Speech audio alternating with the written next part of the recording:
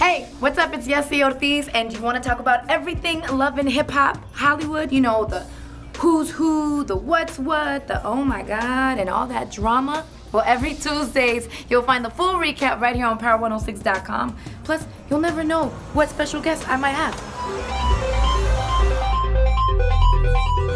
All right, so today my guest is Moniece. She is here. A little round of applause. Good morning. Thank you for being here. Last night's episode, which we're gonna get to, I wanted to kind of go back in time just a little bit into previous episode last week, where let's just dive right into it. There were some comments that were made by you on the show that involved a green card and going back to the country type of thing. Hold on to that hoe, getting your green card until that day you hop into your little dinghy, sail off into the sunset, and paddle back to whatever little country it is that you came from. I'm definitely not a racist. I have friends of all different races, ethnicities, religions, everything. And I have an aunt who's straight from Germany. Right. She's my aunt by marriage. My little cousins are German and Black. So, I mean, I come from a little mixed pot. And I have,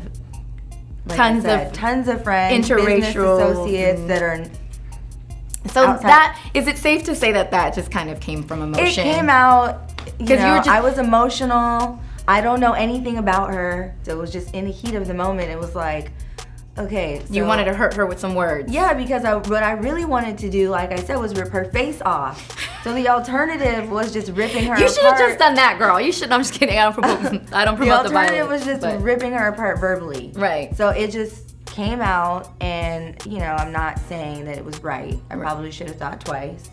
And I apologize, you know, if I offended anyone. Well, thank you for clearing that up, you know, because I know you, and that's one of the reasons why I invited you here, was to clear up a lot of things that we did see online, and it's good to differentiate, obviously, what you see online and what's real life. Because it's hard sometimes. It's really hard, and I get that. You know, in last night's episode, you were very open and very candid, and everyone at home was watching thinking, wow, this is like probably the most honest conversation that's been on the show thus far. Nah, I had to get a restraining order on you. I couldn't tell you where I live. I am emotionally just exhausted because I love my son more than anything on the planet. Why does he keep throwing out this crazy word about restraining order and this and that? Like, what really Okay, well, happened? how about we revisit I think it was the first episode. Yeah. What are we, 3 episodes? Yep, now? 3 Okay, yeah, so it was the first episode. He made a comment to O at the barber shop that I ran to his car and I was smashing his windows with the car seat. Let me just give the short version of events. I never made it to the car because he ended up physically assaulting me. And we got there because he came to my house and threatened to take my son and never bring him home. Oh, wow. So that's what landed, you know, and then that's the whole restraining order. Police were called. I went to jail for domestic abuse, but I was all up. You were the one that went to jail? I went to jail because when the cops came, I was injured and bloody. My knee was swollen, my arm was swollen. So they were like, do you need medical attention? And I was like, I need you to make a decision as to who's going to jail. So they were like, take her. So I went and they released me the next day. The DA saw the pictures of me. His car had no damage. He wasn't injured, so they dropped the case. And his restraining order was a temporary restraining order. He wasn't granted a permanent one because he never showed up to court.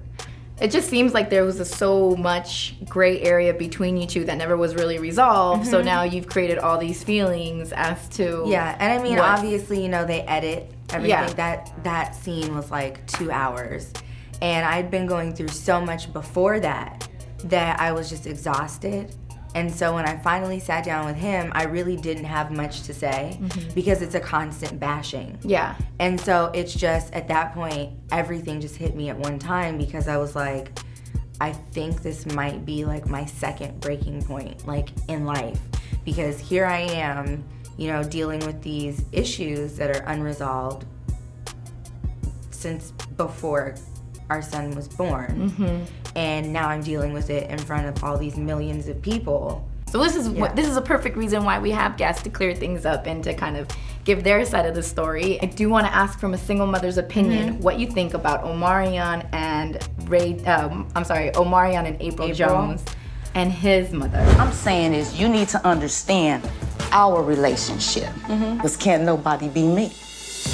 I'm number one. I'm the mother. I should be the priority right now, and that is that. I'm an old ass lady. You think O's mom is kind of being a little too much? I don't want to touch it. I don't want to touch it because that's still his mom. Yeah. You know, but at the end of the day, I feel like, you know, I went through something similar with Drew's mom, and it wasn't that brutal because she's way more lax, but it was more passive with her. And I just was like, whatever. But I mean, Miss Leslie said it herself. Like, what's really happening is she feels like she's losing her son.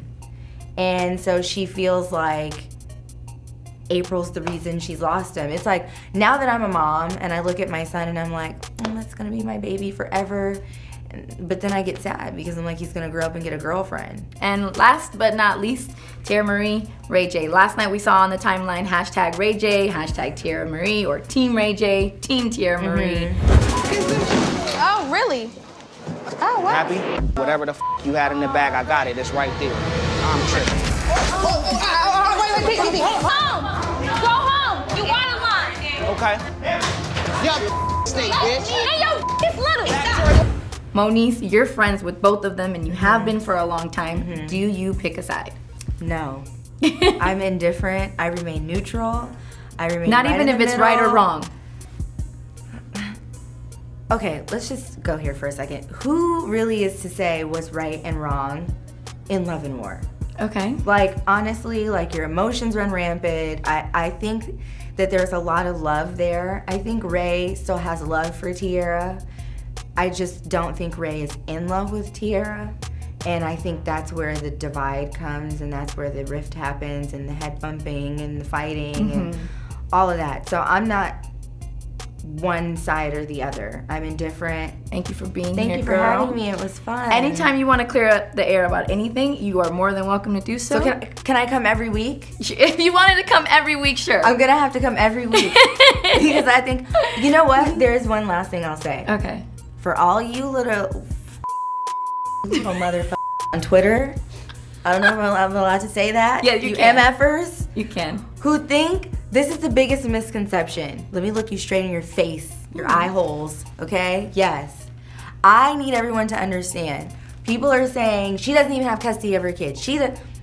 I have joint physical and legal custody of my son that I birthed and carried and pushed for 27 and a half hours and was in so much pain to get here, okay? I have joint custody. We've had that for some years now. And this agreement, this arrangement that we have, Cameron living with his dad during the week, has only been since June, people. June. Okay, only a short few months. Only a few months. So a big fat you to everybody who thinks they know me. Now you know. Now you know. Now you know. On that note, Monday nights on VH1, Love and Hip Hop Hollywood. Best then, better now. Available at Robert Wayne Footwear.